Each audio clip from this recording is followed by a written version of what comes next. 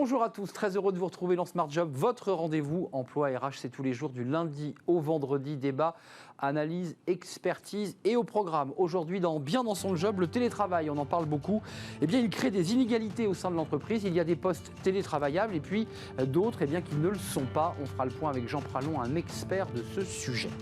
Un jeune, une solution, notre partenariat. Chaque semaine, une entreprise qui a utilisé ce dispositif, cette plateforme, pour embaucher des jeunes. Aujourd'hui, nous serons avec Aguis, une entreprise qui nous parlera d'Avignon, spécialisée dans les plats cuisinés. Elle a embauché des jeunes et elle continue d'ailleurs. Il y a des offres d'emploi à pourvoir. Le cercle RH, notre débat.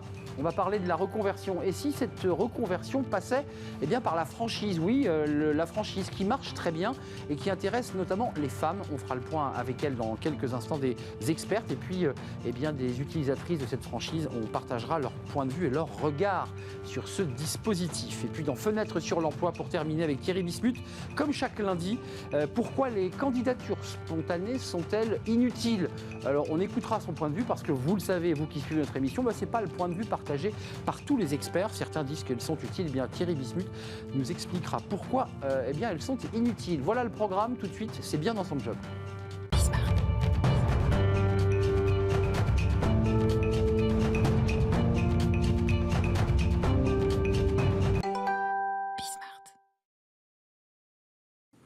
Bien dans son job, j'ai envie de dire bien dans son télétravail. C'est un sujet qui est au cœur de l'actualité de cette rentrée pour les entreprises. Ce télétravail, on en parle beaucoup et il suscite, pour ne pas dire un débat, si ce n'est des tensions au sein des entreprises. Jean Pralon, merci d'être avec nous. Vous êtes déjà venu sur notre plateau il y a quelques mois, psychologue, professeur des ressources humaines à l'EM Normandie et titulaire de la chaire de compétences, employabilité et décision RH, justement dans cette école de commerce EM Normandie. D'abord, un petit mot sur, cette rentrée, en quelque sorte, le diagnostic de l'expert. On en est où de ce concept de télétravail? On est dans le monde de demain ou on est en train de revenir un peu dans le monde d'hier? Alors, c'est ni l'un ni l'autre, c'est la croisée des chemins, c'est un peu mon idée de la rentrée. Le télétravail, on va en reparler, a derrière lui un passé et un peu un passif. C'est assez intéressant de s'en rappeler. Et puis, c'est le moment où on peut faire un premier bilan et imaginer ce que pourrait être le télétravail de demain dans le cadre intéressant du future of work. Donc là, c'est le moment de se dire, on sait des choses, on a pu repérer des problèmes, on peut encore agir dessus et imaginer le travail qu'on veut demain. Alors j'évoquais en titre les inégalités provoquées par le télétravail. Il faut être extrêmement concret. Quelqu'un qui est à la chaîne et qui doit gérer des colis, même si l'entreprise a signé un accord télétravail, lui est posté, il va devoir gérer. Et puis il va voir le cadre du marketing qui, lui, va pouvoir partir sur des îles exotiques et continuer à faire le même travail. Ça génère une inégalité. Alors, ce n'est pas la seule. Il y a effectivement celle-là, celle des gens qui ont besoin d'être présents sur un site de travail. Effectivement, l'industrie, c'est ça. Et puis, ceux qui ont besoin de livrer des choses, c'est aussi ça. Et puis, évidemment, le monde des cadres, pour simplifier, le monde du tertiaire, qui est un monde d'experts qui peuvent travailler à distance. Ça, c'est la première segmentation. Et puis, il y en a d'autres. On pourrait dire que les femmes, en particulier, collent à un stéréotype du télétravail qui est plutôt négatif pour leur carrière. Jusqu'à aujourd'hui, le télétravail était plutôt une affaire de femmes auxquelles on associait une image de personnes voulant s'intéresser plutôt à leur famille qu'à leur travail. Et donc, télétravail rimait beaucoup avec désengagement avant le confinement. Donc, pas les dernières études qui sont sorties, qui montrent que le télétravail, même en situation, je dirais, tendue de confinement, situation difficile, les études démontrent que les salariés ont rendu le travail, qu'il y avait de la productivité. Vous le confirmez ou pas? Alors ça, il faut aller plus loin. Pendant le début du confinement, vous savez qu'on a eu très peur, puisqu'on s'est dit, est-ce qu'on va réussir ça? Est-ce que la techno va nous aider à dépasser le temps? C'était un défi, ouais. C'était un défi important, un défi RH aussi, un juridique. Bon. Et puis on s'est rendu compte très vite qu'en gros, ça passait, que la performance était au rendez-vous. Sauf que ça ne suffit pas. Il faut aussi constater qu'en télétravail, on est performant parce qu'on travaille plus. On est performant parce qu'on a plus de stress. Si on regarde le stress des femmes en particulier en télétravail, ça atteint plus 50%. Plus de stress? Absolument. Le télétravail qu'on imagine... Être cool? Voilà. Qu'on imagine être plutôt un environnement cool, sympathique, on est chez soi, c'est sympa. Le télétravail, c'est pas le week-end, c'est pas la maison du week-end. Donc on imagine que c'est sympa, que c'est cool. En réalité, ça va imposer plus de temps de travail et plus de stress. Et en particulier, dans le cas des femmes, on va sûrement avoir l'occasion de dire pourquoi. Pourquoi les femmes, justement? Alors le stress, on entend, parce que finalement, je pense qu'il y a un débat à la connexion. Ouais. On est en permanence sollicité par les mails, par les connexions, par les visios. Ça, c'est le travail des managers, on peut en parler. Et pourquoi les femmes, en particulier, ont du stress supplémentaire? Alors, un petit brin d'histoire. Le télétravail a commencé évidemment bien avant le confinement et ça concernait deux populations, pour simplifier. D'abord, des cadres de très haut niveau d'IBM aux US. Quand IBM s'est dit, les sièges, là où on veut les faire travailler, c'est la côte Est, sauf que les super ingénieurs de Berkeley sont sur la côte Ouest. Ils ne veulent pas abandonner leur planche de surf. Donc comment est-ce qu'on fait pour les attirer? Du coup, on les attire en les mettant en télétravail. Ça, c'est le télétravail de l'élite, de gens très bien payés, qui sont récompensés par le télétravail. Et puis en France, c'était pas ça. En France, c'était plutôt les années 80, où on se dit les femmes accèdent au travail, et un raisonnement qui paraît totalement désuet aujourd'hui était de se dire ces femmes qui accèdent au travail, comment vont-elles faire pour s'occuper de leur mari et de leurs enfants? Et donc, on s'est dit, il faut inventer un système pour que ces femmes continuent à avoir un rôle domestique. C'est totalement aberrant aujourd'hui, évidemment. Cantonnant les femmes dans ce rôle traditionnel des années 50. Et voilà. Donc, il fallait se dire, le télétravail, c'était le moyen pour les femmes d'avoir un travail à la maison et un travail domestique. Un petit job, quoi. Voilà. Qui l'occupe. Exactement. Et avec des moyens qui étaient, à l'époque, il y avait un plan très important de création de centres de télétravail dans les banlieues où les femmes pouvaient être assistantes et puis aller rencontrer un fax, un ordinateur, etc. Alors évidemment, ce n'est pas du tout ce qu'on imagine aujourd'hui, c'est même très, très désuet, mais il en est resté un stéréotype qui concerne particulièrement les femmes en télétravail. Pour beaucoup d'entre elles, et pour beaucoup d'entre nous, si on creuse un peu notre imaginaire, on va se rendre compte que le télétravail, c'est au fond le cas d'une femme qui veut se désengager, qui s'intéresse plus à sa famille qu'à son travail. Et inversement, c'est un peu le côté, je vous fais un cadeau, on vous met en télétravail, vous n'allez pas vous plaindre. Exactement. C'est un peu ça. Voilà. Et on a vu, et beaucoup de personnes en télétravail l'ont observé, ça a un impact sur la carrière, on progresse moins vite. Et au fond, le stéréotype, c'était une femme qui demande à être en télétravail est une femme qui va s'intéresser moins à son travail, va s'intéresser à sa famille. Donc le stéréotype est né comme ça. Et c'est comme ça que le stress est arrivé. Parce qu'une personne en télétravail, elle connaît ce stéréotype-là. Donc elle se dit, je veux lutter contre ce stéréotype. Je veux en faire plus. Et je veux en faire plus. Voilà. C'est comme ça que le stéréotype lui-même est stressant, qu'on se dit, mais je veux en faire plus, que je veux... Victime de son image, quoi. Exactement. Ouais. Je veux être aussi performant et plus que les autres. Et c'est comme ça que se crée un stress qui est lié à la menace du stéréotype. C'est un concept de psycho intéressant. La menace du stéréotype, c'est en faire plus pour lutter contre le stress généré par la crainte de ne pas être vu comme on devrait l'être. Forme de discrimination, et on le sait, quand on a le sentiment d'être discriminé, il faut toujours faire mieux et plus que les autres pour exister dans la société. Jean Pralon, le future of work, puisque c'est l'expression qui est utilisée, c'est l'avenir du travail demain, c'est-à-dire dans les mois qui viennent.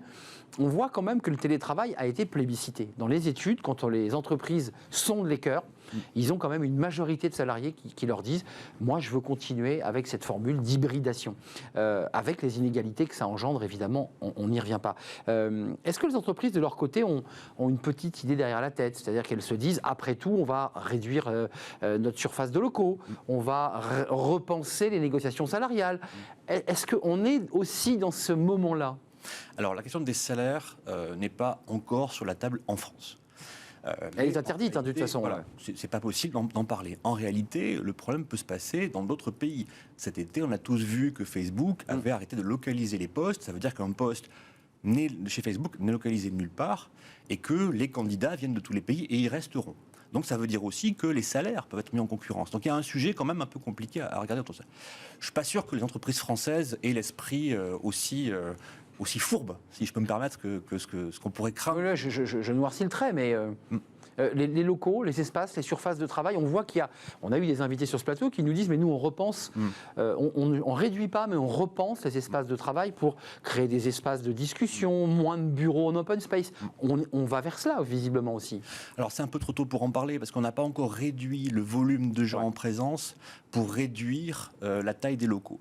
On est encore dans des formes hybrides, donc il faut encore conserver de la place pour le jour où tous les gens viennent. Et puis il ne faut pas oublier que dans les attentes des salariés, il y a aussi une attente d'un espace de travail dans l'entreprise qui soit encore un peu le sien.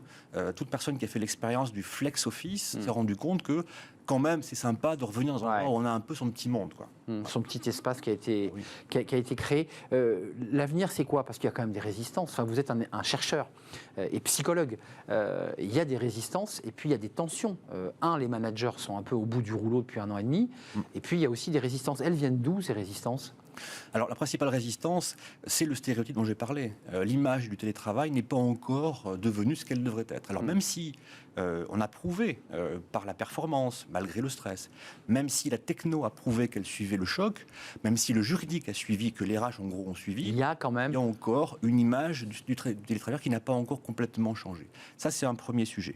Le deuxième sujet, c'est qu'on n'a pas encore vraiment réussi à poser un modèle général et efficace de ce que serait le future of work. Il y a des idées, il y a des hypothèses, il y a des scénarios, mais on se rend compte quand on essaie de les poser qu'au fond, tout le monde a des besoins contradictoires. L'entreprise a des besoins de performance et elle a besoin d'une cohésion sociale, elle a besoin de gens engagés, présents. Donc ça passe par le collectif. Et les salariés, de leur côté, ont envie, à un moment de vie un peu plus domestique, plus protégé, plus confortable, pour réfléchir, pour se concentrer, etc.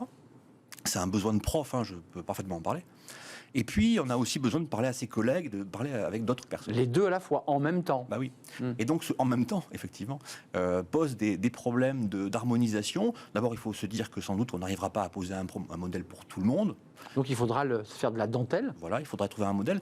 Et puis, il faudra aussi réguler. Alors, pour moi, le sujet intéressant, c'est quel est le bon niveau de régulation. Est-ce que ça va être poser un modèle général pour l'entreprise ? Donc ce serait accord, vision générale. Qui existe déjà, quand même, Jean-Pralon. Il y a beaucoup d'accords qui ont été signés, là. Et pourquoi pas ? Est-ce qu'il n'y aurait pas un moyen de laisser les gens un peu innover ? Est-ce qu'il n'y aurait pas un moyen qui serait de dire que c'est au fond à l'échelle d'une équipe qu'on peut se dire de quoi est-ce qu'on a besoin de nous ? Et ce serait pas mal, et ça ferait un peu de bien, peut-être en matière de régulation sociale. Au plus bas niveau, finalement, de l'entreprise. Ce serait pas mal de laisser les gens se dire, on est une équipe de 15 personnes ou 10 personnes, et nous, tel qu'on est, est-ce qu'on se dit qu'on veut se voir toutes les semaines, et si oui, quand ? Est-ce qu'on se dit qu'on aime bien s'appeler, que ça suffit comme ça ? Est-ce qu'on se dit qu'on aime parler par Teams ou par Zoom, et que ça nous va ? Bref, est-ce qu'il n'y a pas, au fond, une opportunité de laisser les choses se faire un peu bottom-up ? Un mot sur les managers, parce qu'il y a beaucoup d'entreprises qui aujourd'hui viennent ici, dans Smart Job, nous dire qu'elles accompagnent ces managers, que les entreprises tirent la sonnette d'alarme sur des... ils sont quoi ? C'est des managers encore avec les peintures de guerre du 20e, et il faut peut-être leur changer le costume, les accompagner pour changer le costume, c'est ça, non ? Alors deux choses. La première, c'est que ces pauvres managers, depuis 30 ans, on leur demande beaucoup de choses. On leur demande de motiver, d'encadrer, de réguler, d'organiser, etc., etc., etc. La liste est très longue.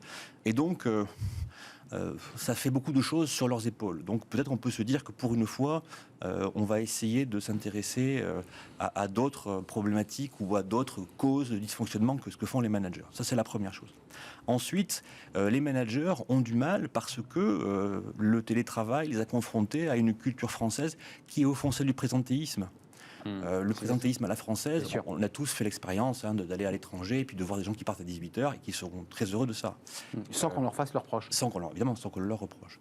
En France, si vous partez à 18h, vous connaissez l'histoire, l'après-midi... on laisse la veste sur le siège, faisant croire qu'on va revenir. Voilà. Et donc en France, cette approche-là, c'est le présentéisme à la française, c'est-à-dire que si je ne bosse pas, si je ne suis pas à mon poste, c'est que je ne travaille pas. Bien sûr. D'où la fameuse histoire dans le télétravail à télé. Donc c'est compliqué pour les managers de réussir à faire coïncider, d'une part, cette idée que il faut laisser les gens travailler, il faut leur faire confiance, il faut les contrôler à distance, il faut adapter le management à chacun, tout en ayant au fond une culture managériale qui est « si je ne les vois pas, je ne sais pas ce qu'ils font ». Et il faut ajouter à ça que, vous savez, le fameux adage, on manage comme on est managé. Ah oui. Et donc le débat, c'est aussi ce qui se passe au-dessus. Dans les COMEX, voilà. et aussi, je dirais, dans la prise de conscience du dirigeant de l'entreprise, lorsque l'entreprise est de taille moyenne. Un mot avant de nous quitter. Pour vous, Jean Pralon, c'est quand même un espace de recherche incroyable. Quand on travaille sur ces sujets, on est quand même là au milieu du gué, on est en train de basculer, on est où là ? Alors, c'est assez passionnant effectivement d'être à un moment de l'histoire où les choses changent. Oui. Et où les croyances, les schémas cognitifs, les structurations psychologiques qui font les vies dans lesquelles nous habitons se transforment, se changent un peu sous nos yeux. Et en effet, on est peut-être en train de se dire que ce qui autrefois avait un impact sur les carrières, avait un impact négatif sur des personnes, sur leur parcours, peut tout d'un coup devenir une chance et peut se réinventer à un moment particulier de l'histoire. Et toucher des catégories, on le redit, qui ne sont pas que les cadres supérieurs des grandes entreprises informatiques, et que le télétravail peut aussi vous permettre de vous épanouir et de monter en grade, enfin en tout cas de trouver sa place dans l'entreprise. Merci Jean Pralon de nous avoir rendu visite. Vous reviendrez peut-être nous faire un suivi assez régulier de tout cela, parce qu'on manque encore un peu de recul sur ces sujets. Psychologue et professeur de ressources, des ressources humaines à l'EM Normandie. C'est un plaisir de vous accueillir. Tout de suite, c'est notre partenaire Un jeune, une solution. Vous connaissez cette plateforme, plus de 3 millions de visites avec des milliers d'emplois de jeunes qui ont été créés grâce à cette plateforme, grâce à la rencontre entre l'offre et la demande. Et chaque semaine, eh bien, une entreprise vient nous faire partager son expérience. Elle s'est inscrite, elle a recruté. On accueille notre entreprise.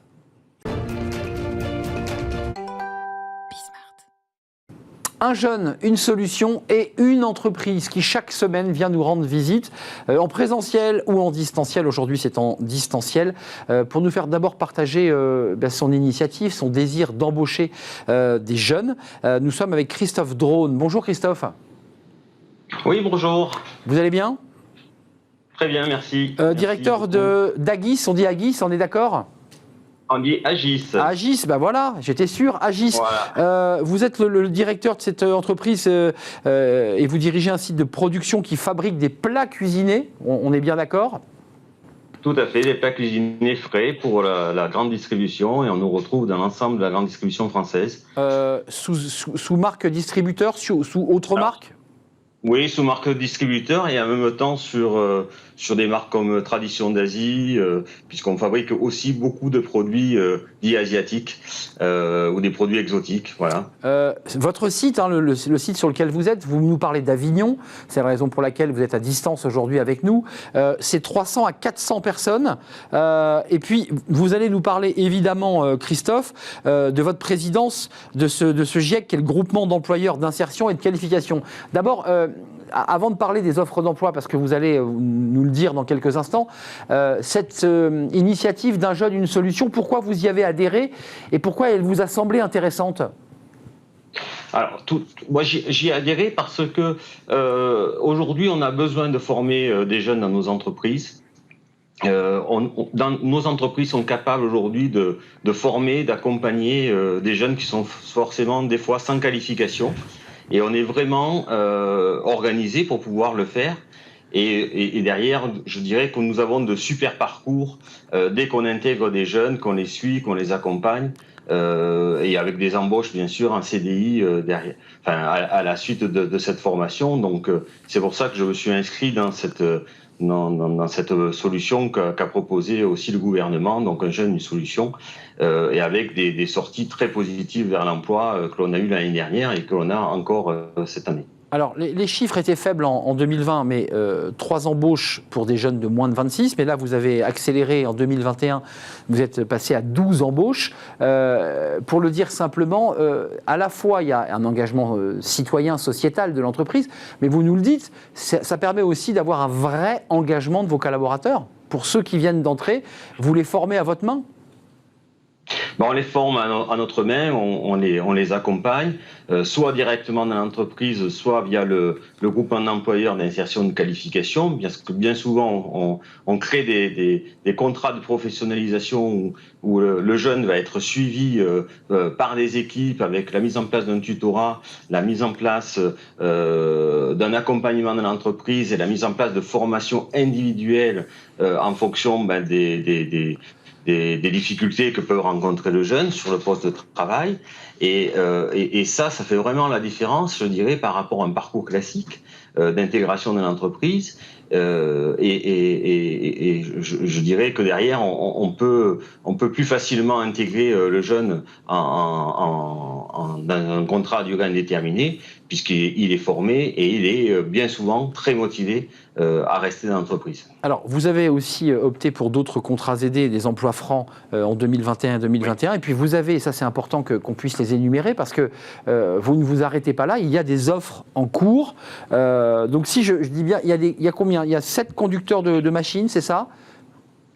Oui, il y a 7 conducteurs de machines, mais globalement, actuellement, on recherche pour la fin de l'année, puisqu'on a des périodes d'activité assez fortes pour les fêtes de fin d'année, entre 100 et 120 salariés.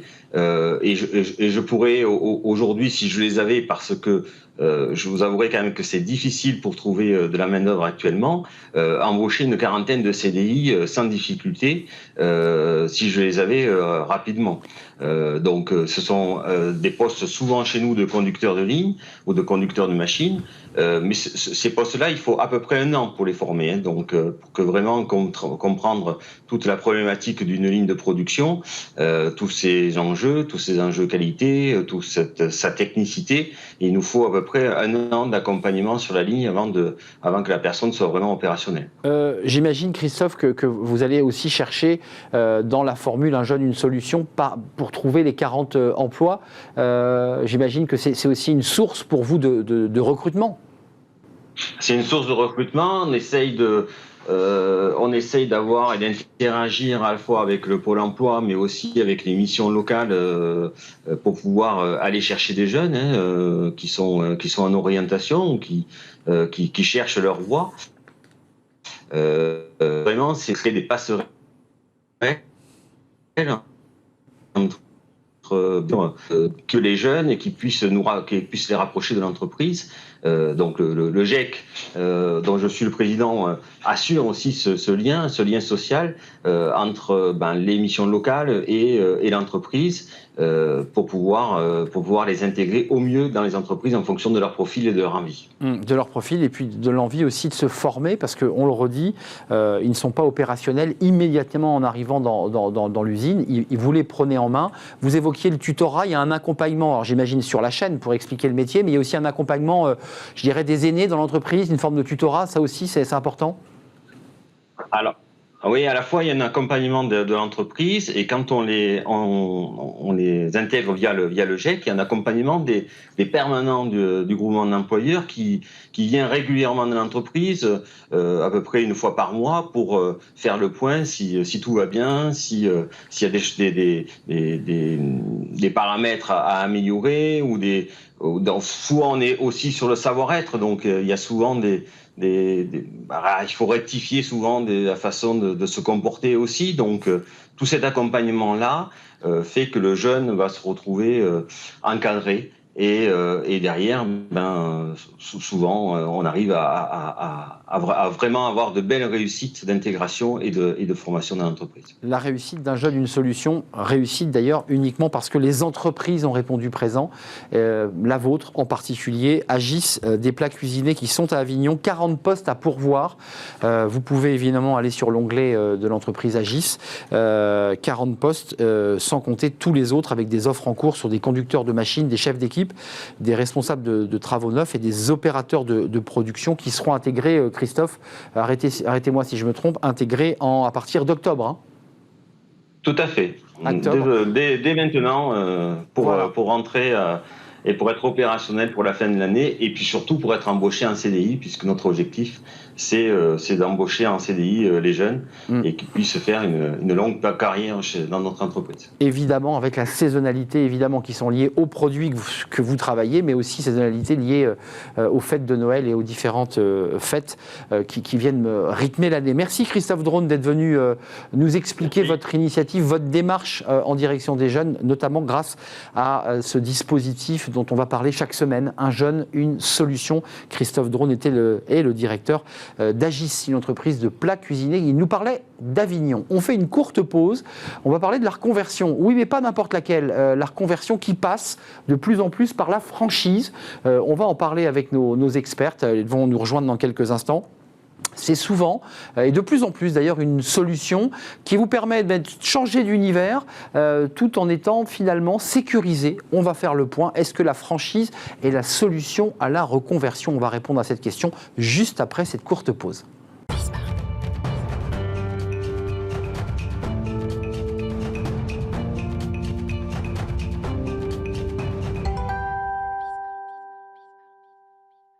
On parle de la franchise et de la reconversion. Et si votre reconversion, parce que vous y pensez, se passait à travers une franchise, l'idée de changer de métier, mais en étant sécurisé par le biais d'une franchise. On va vous expliquer comment ça marche.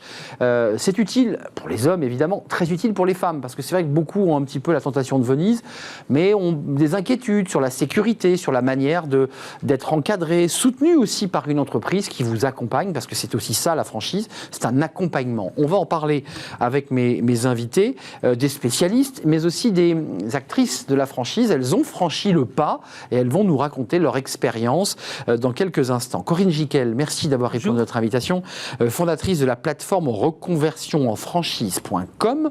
Alors, vous me disiez que c'était un média, reconversionenfranchise.com, et puis c'est aussi une série d'événements que vous organisez pour permettre à tous les territoires, aux femmes évidemment, de pouvoir accéder aux entreprises qui proposent leur franchise. J'ai vu qu'il y avait un événement à Reims, puis il y en a un qui est encore plus près de nous, c'est à Paris. Oui, il y a la franchise Expo qui a lieu la semaine prochaine, du 26 au 27 à Paris. À Paris, quel endroit ? Porte de Versailles, évidemment. Et le 7, pour illustrer ce que vous dites, le 7 octobre, je suis à Reims, à la CCI de Marne-la-Champagne. Voilà, parce que les CCI sont très impliqués, évidemment, sur ces sujets.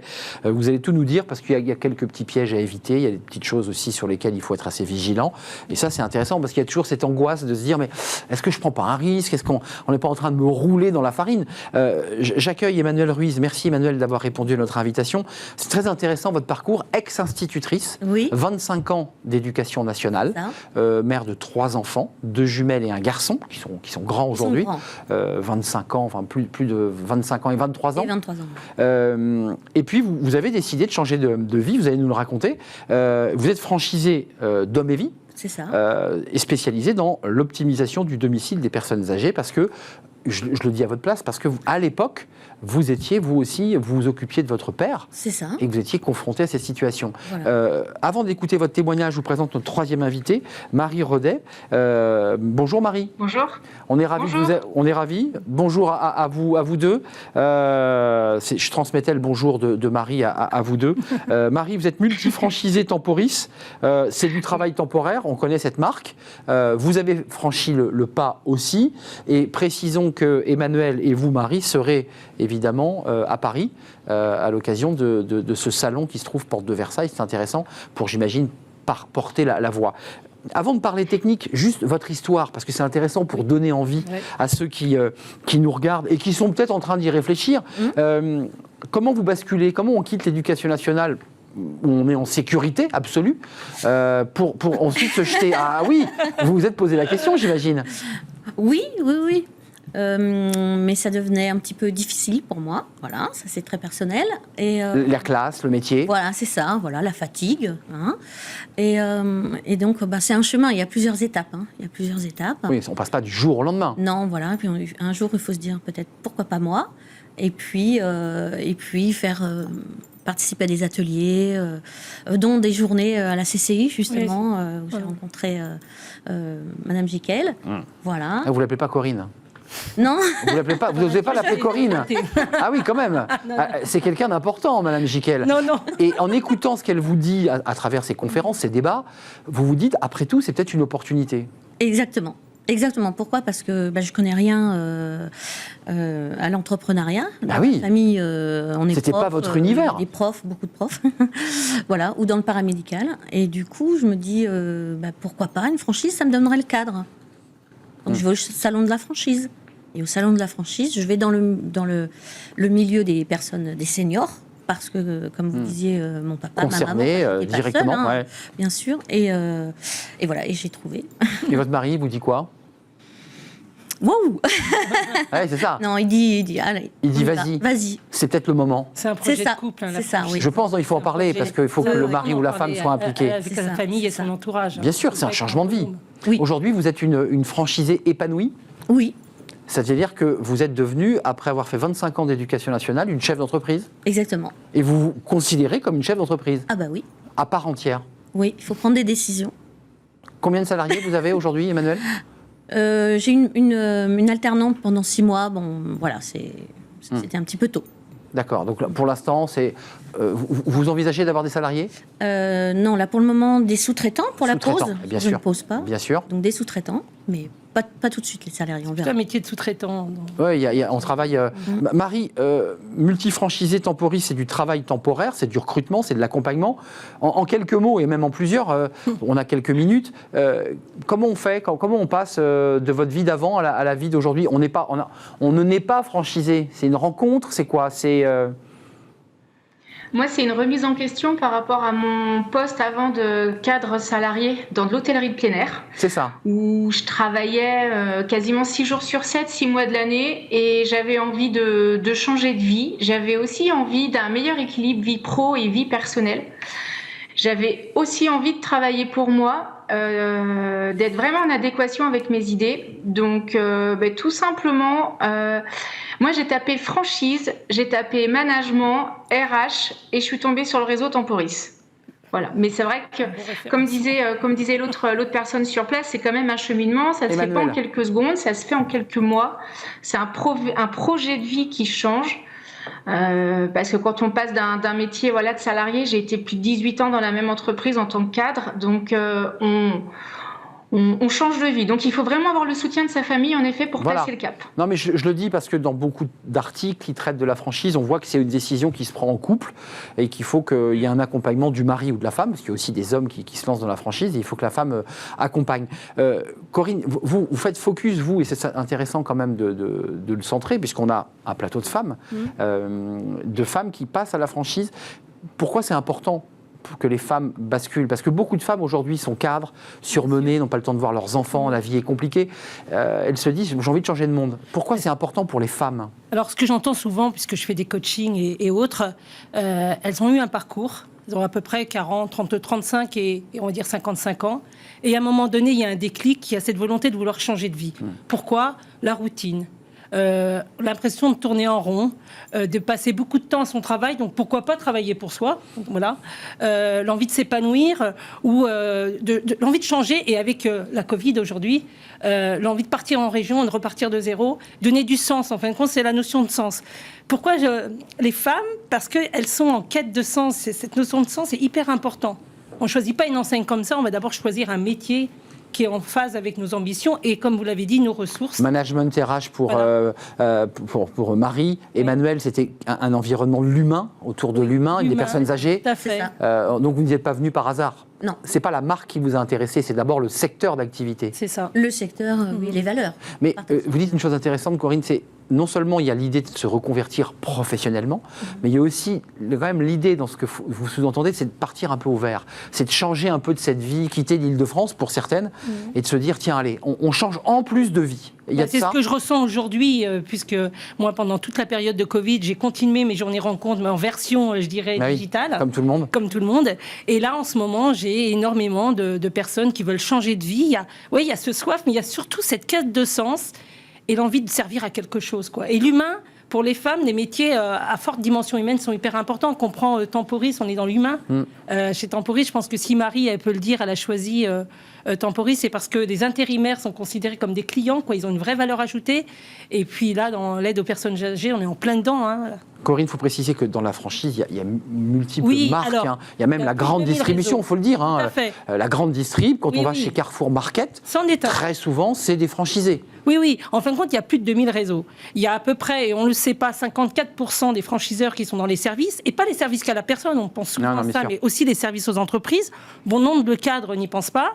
Et vous avez raison, des franchises plutôt techniques dans la grande distribution, il y a pléthore. Donc moi, j'invite tout le monde à déjà penser à son métier et aller voir les enseignes après. C'est pas l'enseigne qui doit vous guider. Rentrons dans la technique, parce que quand on lance l'idée de partir en franchise, on se dit, mais plein de questions de béotien. Combien la marque va me prendre de chiffre d'affaires? Mais oui, parce que je pense que c'est une des premières questions que vous posez. Est-ce que c'est rentable? Est-ce que je peux m'en sortir? Ces questions-là, vous les êtes posées. Ah bah oui, bien sûr. Et les réponses ont correspondu à ce que vous attendiez, ou vous avez été surprise? Les réponses, non, c'est juste le démarrage, évidemment, quand on commence en mars 2020. Donc là, il faut créer son entreprise, on est d'accord? Il faut créer, mais en plein Covid. En plein milieu, là. C'est ça que je voulais dire. Donc, une jeune franchisée. Voilà, c'est ça. Donc par rapport à faire la prospection, on était limité, on va dire ça comme ça. Donc ça crée des petites angoisses quand même. Voilà, oui, bien sûr. Oui. Mais on avance et... soutenu. Marie, vous n'avez pas démarré en mars 2020, qu'on soit clair. Temporis a une histoire plus longue. Je pense que vous avez démarré plus tôt. Les angoisses qui sont liées quand même au niveau de vie, au salaire, à la façon dont l'entreprise, celle dont vous portez la marque, va vous traiter. C'est des questions sur lesquelles vous vous êtes interrogé, vous aussi ? Évidemment. C'est comme je vous disais, quand on quitte un métier de salarié, on est sûr d'avoir son salaire à la fin du mois. Quand on passe le cap pour être chef d'entreprise, évidemment, le business plan, il est important. Les résultats sont importants parce que on n'a rien d'autre que notre propre travail pour se rémunérer. Alors, moi, dans mon cas, j'ai eu la chance de partir avec un accompagnement de mon employeur. Donc, j'ai bénéficié d'un accompagnement Pôle emploi, de l'ACRE. Je crois que ça s'appelle toujours comme ça. Absolument. Donc, j'ai pu avoir... Qui est une somme qui est versée au... maintien de salaire, c'est ça. Mais j'ai pu avoir un peu de continuité de salaire pendant les 2 premières années de mon activité. Alors l'ACRE, vous pouvez l'avoir. Soit vous avez, comme Marie, vous récupérez vos indemnités tous les mois. Ou alors une somme globale. Une somme globale qui est divisée en 2. Une partie, c'est ce que vous avez fait ? Moi, pas du tout. Non. Rien. Je n'ai pas le droit. Non, vous avez quitté et démissionné de votre poste. Voilà, il n'y a pas de chômage quand on sort de l'éducation nationale. J'ai eu une indemnité versée en 2 fois, donc une indemnité de 3 mois. Non, c'est pas là. C'est lié à l'éducation nationale. Parce que je crée mon emploi. C'est ça. Donc 3 mois.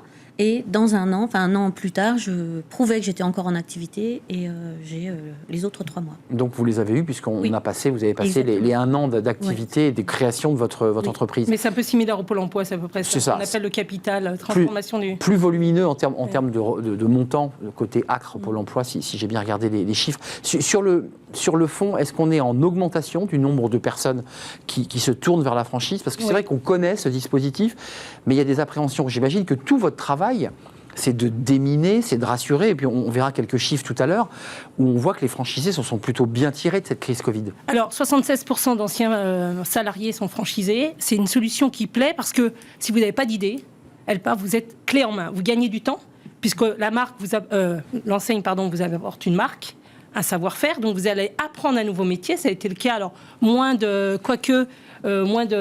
Marie, je pense, que d'Emmanuel. Et après, vous êtes suivi pendant toute votre activité. Donc, ce que je trouve génial, parce que bon nombre de femmes n'osent pas par peur de ne pas réussir, par peur de ne pas avoir les compétences, c'est que si on choisit bien son métier et son enseigne, vous êtes vraiment accompagné. Moi, j'entends souvent des femmes qui disent « Ah, mais ils sont là, quoi. Si j'ai besoin, il y a un support. » Oui, je peux passer un coup de fil et j'ai quand même une aide. Juste une question, Emmanuel, d'ordre technique et puis comptable. Vous faites votre compta, enfin, je veux dire, comment ça se passe ça, quand on est franchisé ? C'est-à-dire que le dimanche, vous ouvrez l'ordinateur. Exactement. Ouais, c'est ça. On est d'accord. Entreprise hier. D'accord. Donc là, c'est pas l'entreprise. J'ai aussi une amie qui m'aide. C'est ça, il y a une amie, mais je veux dire, c'est pas l'entreprise qui fait à votre place. Hein. C'est la compta, vous la gérez. Hein. Oui, c'est moi qui gère. D'accord. Et une partie du chiffre d'affaires est reversée à l'enseigne. Voilà, un pourcentage. Un pourcentage, donc qui est fixe. Oui.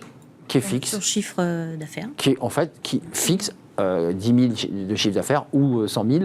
On prend le même pourcentage. Oui. On est d'accord. Ouais. Alors, je trouve que c'est toujours la même chose ou pas ? Alors, oui, alors non, ça va selon les enseignes. Voilà. Alors, ce que je trouve, ce serait intéressant que Marie puisse expliquer, parce qu'en fin de compte, les gens croient qu'en franchise, excusez-moi, on paye pour travailler. Non, la redevance, c'est vraiment une somme qui permet d'aider le franchisé à avancer. Pendant cette période de Covid, ils ont su démontrer avec agilité comment ils ont pu accompagner leurs franchisés, que ce soit d'un point de vue juridique, fiscal ou plein d'autres. Marie peut aussi donner un exemple. Je trouve que il faut bien que quelque part, le franchiseur fait avancer avec ses équipes. Le staff, ça peut être 20 personnes comme 50 quand derrière. Non, mais je voulais en parler parce qu'il faut parler aussi de l'intérêt pour l'entreprise qui décide de franchiser sa marque. Quel est l'intérêt pour lui aussi de faire de la franchise et de ne pas être en propre, comme on dit. Marie, comment ça se passe pour vous sur le plan, je dirais, du business, sur le plan économique ? Parce que je me permets, avant que vous vous exprimiez, il y a dans un article des cadres des chiffres très intéressants. 67% des franchisés estiment mieux résister à la crise Covid qu'un commerçant isolé. Ça, c'est un premier chiffre. Oui. Puis le deuxième, 93% des franchisés ont été accompagnés par leurs franchiseurs pendant la crise Covid. 93, ça veut dire qu'il y a quand même un soutien, une sécurité, un filet de sécurité que je trouve assez intéressant. Vous l'avez ressenti, parce que la crise Covid, pour les gens qui faisaient du recrutement, bon, c'était pas de la rigolade quand même. Non, c'était pas de la rigolade. Ouais, non, vraiment, on l'a bien ressenti. Vous parliez de redevance. C'est vrai qu'on a une redevance forfaitaire sur notre chiffre d'affaires. Mais faut pas regarder que ces chiffres-là. Faut regarder les services qu'on a derrière. Donc là, nous, dans le réseau Temporis, on a la chance d'avoir un accompagnement. C'est ce que disait Corinne, aussi bien RH, juridique, de gestion, marketing, informatique, j'en oublie, webmaster. Et on a eu aussi cette cellule de crise spéciale Covid qui a été créée, je crois, le 15 mars ou le 16 mars, enfin la veille de l'annonce du confinement. Je crois que c'était le dimanche, on a dû être confiné le mardi. Le lundi. Et le dimanche, on sentait déjà les choses venir parce qu'en effet, il y a eu la fermeture des cafés, restaurants le samedi soir. Et le dimanche matin, on avait un mail de notre franchiseur pour nous expliquer un petit peu comment ça allait se passer, puisque certains d'entre nous étaient déjà impactés. Nous avions des salariés déjà qui étaient en poste dans ces entreprises-là. Donc, il y a un accompagnement riche pendant la crise Covid. Et l'autre facteur, c'est le fait de ne pas se sentir seul. Moi, je me dis, j'aurais eu une agence, je ne sais pas, Marie Intérim, je me suis retrouvée toute seule, ça aurait quand même été très compliqué à gérer. Parce que là, vous avez l'apport du franchiseur, mais vous avez aussi tous les liens avec vos voisins qui sont franchisés Temporis, avec lesquels on va échanger, on partage nos peurs, nos craintes, nos bonnes idées, et ça nous permet d'avancer. Juste une question, Marie, je donne la parole à Emmanuel, j'ai vu qu'elle faisait une petite moue, puis je voudrais savoir ce qu'elle fait exactement. Ah oui, vous avez fait une moue, Emmanuel, je vous ai vu, évidemment hors caméra, mais aujourd'hui, combien de personnes sont franchisées dans le groupe Temporis? Vous êtes combien de collègues finalement à vivre ce que vous vivez? Alors, je n'ai pas les chiffres exacts en tête, mais on doit être 175 agences Temporis sur le territoire national en France et une agence au Canada. Et en termes de franchisés, je pense qu'on est entre 80 et 90. J'espère ne pas dire de bêtises. C'est les 2 tiers des entreprises, enfin de ce groupe, qui sont des franchisés par la marque Temporis. Emmanuel, oui, Marie, allez-y. En fait, le tiers restant, pour pas qu'il y ait de confusion, on est tous franchisés.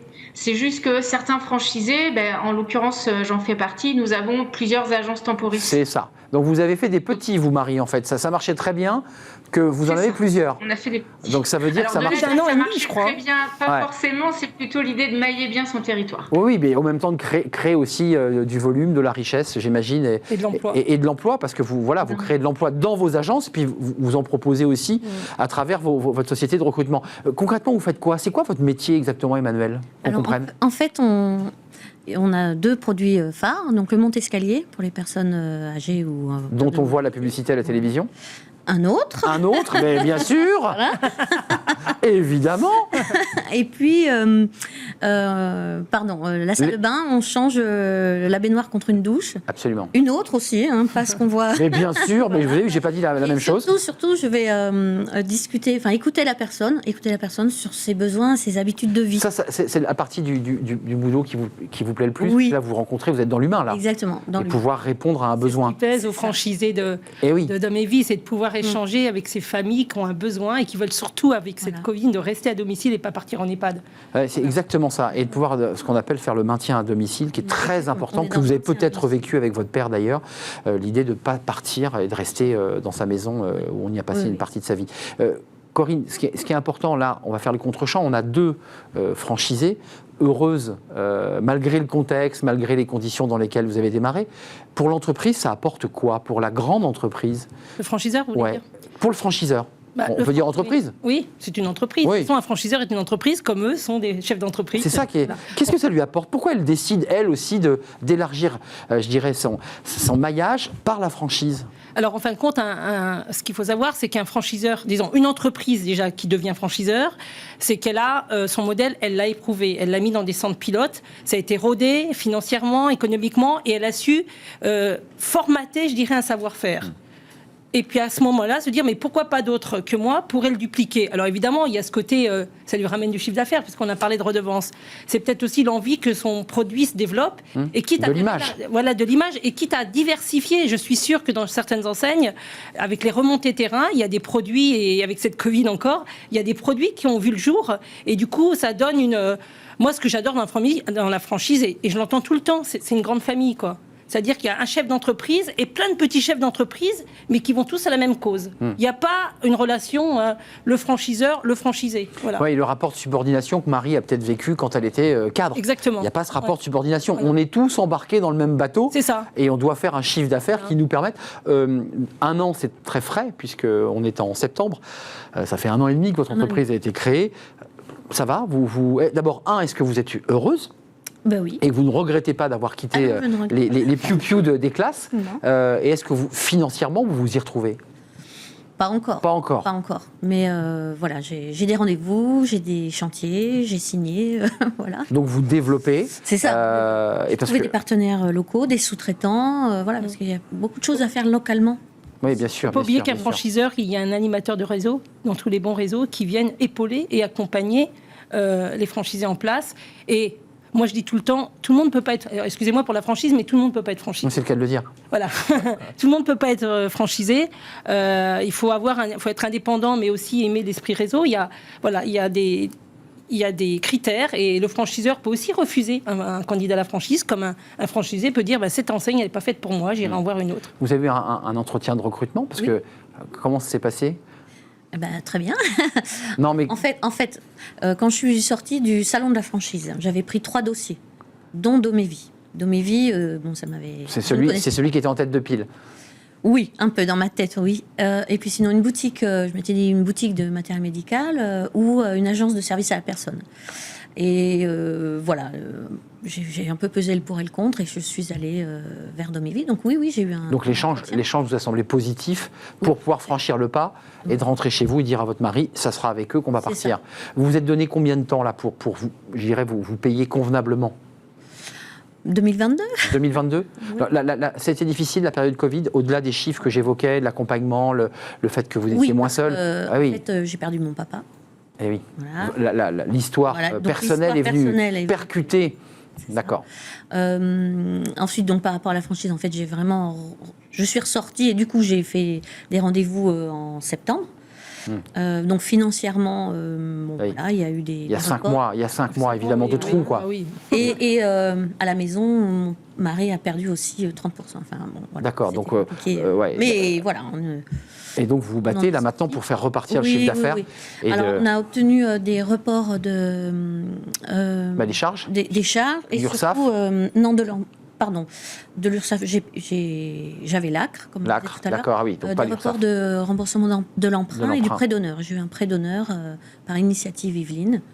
Voilà. Donc ce qui permet effectivement de mettre de l'eau au moulin. Si je peux me permettre pour tous, les gens oublient que il y a un coût. Mais il y a des aides, il faut aller les chercher. Il y a France Active, c'est des cautions. On les a reçus sur ce plateau, le président de France Active, qui agit beaucoup.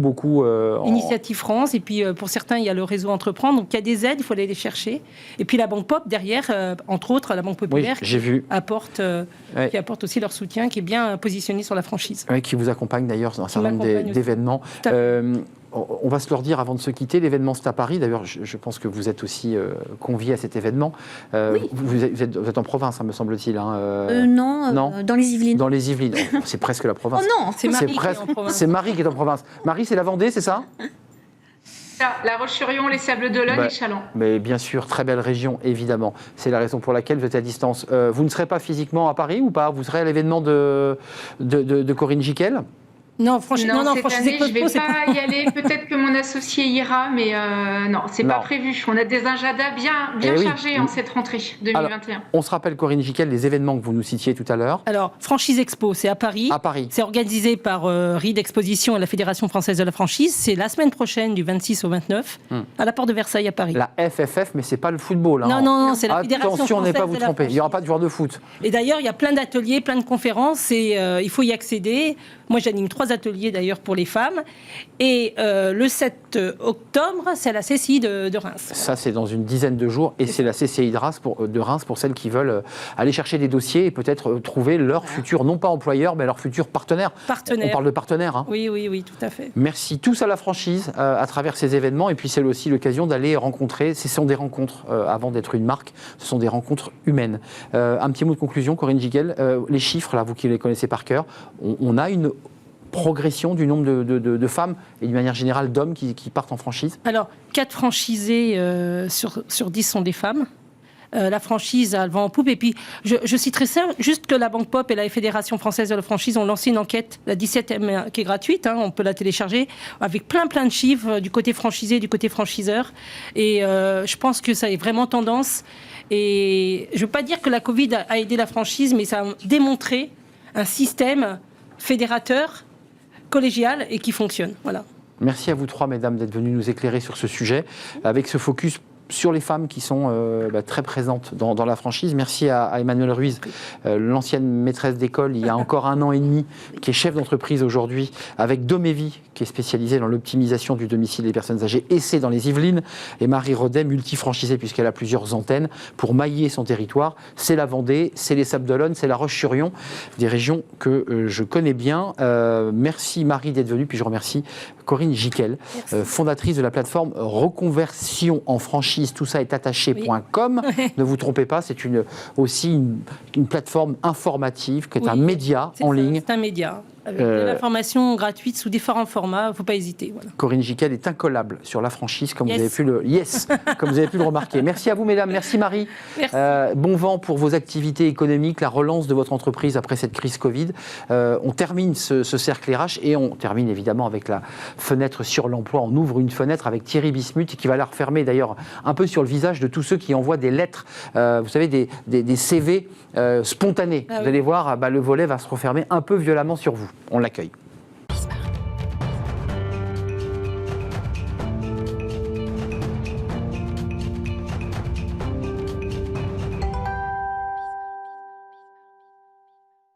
Fenêtre sur l'emploi. Alors, je vais vous présenter Thierry Bismuth, que vous connaissez, le patron d'Odyssée RH.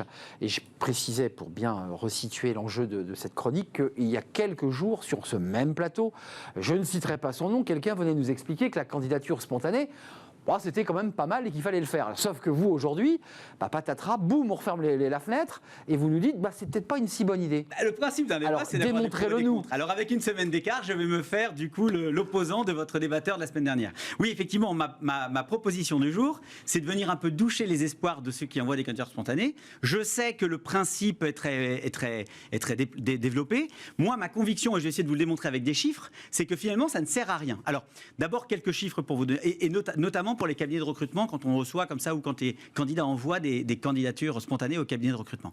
D'abord, quelques chiffres très simples. Il y a 1800 ou 2000 cabinets de recrutement en France. Il y a à peu près 10 000 professionnels en cabinet, c'est-à-dire que vous avez en moyenne en France 5 consultants par cabinet. Alors évidemment, on sait que le profil type, ça n'existe pas, mais en moyenne quand même, dans chaque cabinet, il y a 5 consultants, 4, 5, 6. Il y a des très très gros et puis il y a beaucoup de cabinets unipersonnels, mais en moyenne, c'est 5. Et un consultant, ça peut gérer 4, 5, 6 postes, allez, 10 postes pour essayer d'aller au bout de ma démonstration, mais ça gère rarement plus de postes. Donc en moyenne, dans un cabinet, vous allez avoir à chaque instant une 50aine de postes à pourvoir. Or, vous, moi, un boucher, un électricien ou un maçon, il est globalement le recoupement de 2 critères importants. Le premier, c'est son métier.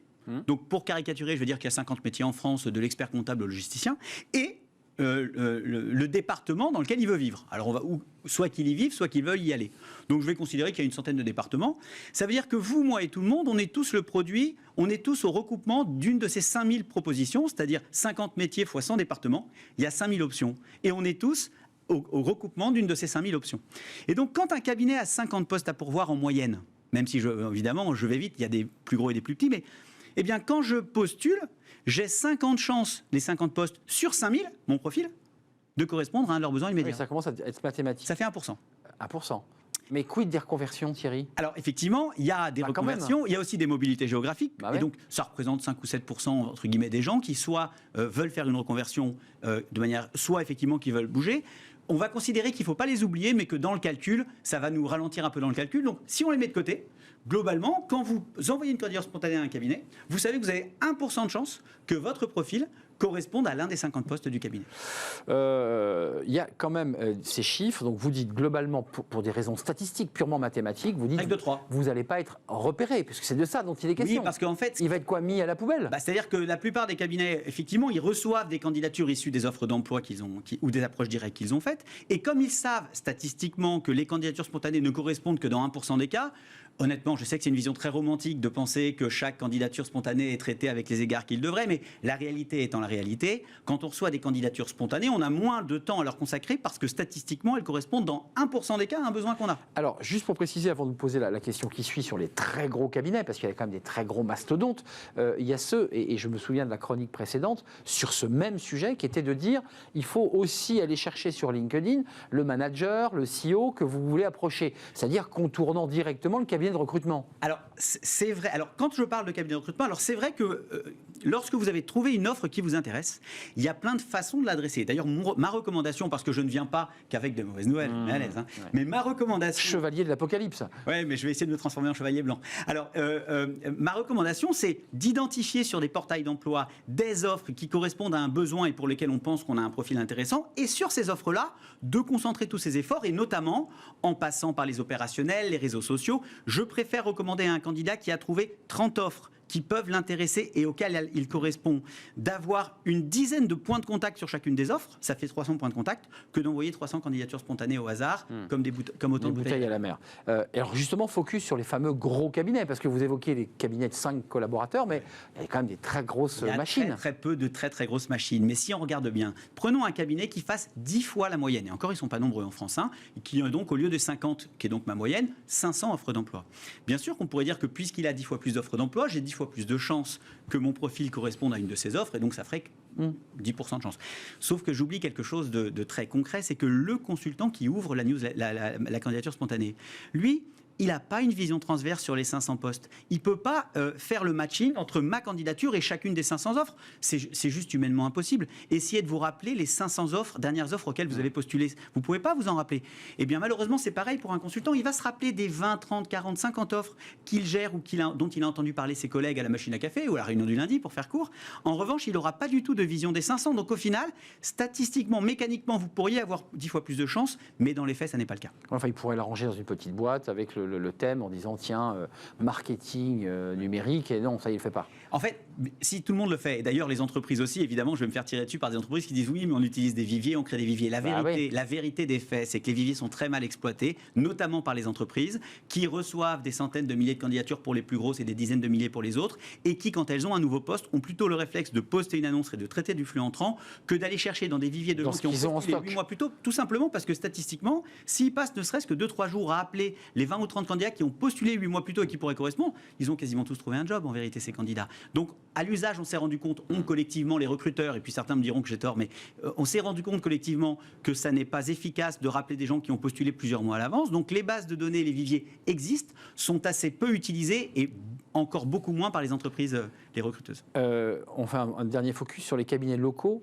et plus spécialisés, parce qu'on est parti sur les très gros, on est parti sur les moyens, mais après on se dit, bon, je vais me concentrer sur les 50 cabinets qui font spécialiser dans le juridique et le conseil. C'est vrai que lorsqu'on essaye d'augmenter ses chances, il faut effectivement trouver des cabinets qui vont travailler que sur notre département par exemple, ou sur quelques départements, ou que sur nos métiers. On va effectivement dans ces cas-là, dans mon fameux ratio du nombre d'offres à pourvoir divisé par les chances que j'ai, on va avoir plus de chances, puisque si j'ai un cabinet qui ne travaille que sur mon département ou sur ma région, toutes les offres d'emploi qu'il a sont sur ma région. Si je travaille sur un cabinet qui travaille que dans mon métier de la logistique, je ne sais pas pourquoi j'ai cet exemple en tête aujourd'hui, eh bien évidemment, il ne va avoir que des offres sur la logistique, donc j'ai plus de chances. Mais en vérité, ces cabinets spécialisés sont beaucoup plus petits, et donc ils ont plus probablement 10, 15, 20 postes que 50 ou encore moins 500. Donc on a raison de penser ils auront toutes les offres qu'ils ont pourront nous intéresser localement ou en termes de métier, mais ils auront statistiquement beaucoup moins d'offres. Donc pour bien se résumer, c'est pas très utile pour les raisons statistiques que vous évoquiez, quelle que soit la taille du cabinet. Ouais. Comment je fais pour être recruté? Je réponds à l'offre. Et alors, encore une fois... Voilà, pour être cash. Oui, je réponds aux offres, mais par contre, je vais déployer tout un trésor d'ingéniosité pour répondre de plein de manières différentes aux offres exprimées qui m'intéressent. L'entreprise, les managers, d'accord. Donc vous n'étiez pas si éloigné que ça de la chronique. Vous voyez, je vous ai quand même comme ça un petit peu enterré avant d'avoir développé votre pensée. Merci de m'avoir réconcilié avec mon opposant. Exactement, qui n'est d'ailleurs pas une opposante à vous. Merci Thierry Bismuth, Odyssée RH, sur cette question de la candidature spontanée en direction, on est bien d'accord, des cabinets de recrutement, pour préciser votre pensée. C'est terminé. C'était un plaisir de vous accueillir. On se retrouve, si tout va bien, la semaine prochaine, cher Thierry. Merci à vous, merci à toute l'équipe, bien entendu. Merci à Rani à la réalisation, merci à Saïd pour le son, merci à Fanny Griesmer et à Margot Ruot, et merci à vous qui nous suivez suivaient, qui réagissaient, qui prenaient plaisir à nous écouter, à nous regarder et à nous suivre. Je serai là demain pour de nouvelles aventures. D'ici là, portez-vous bien. Bye bye.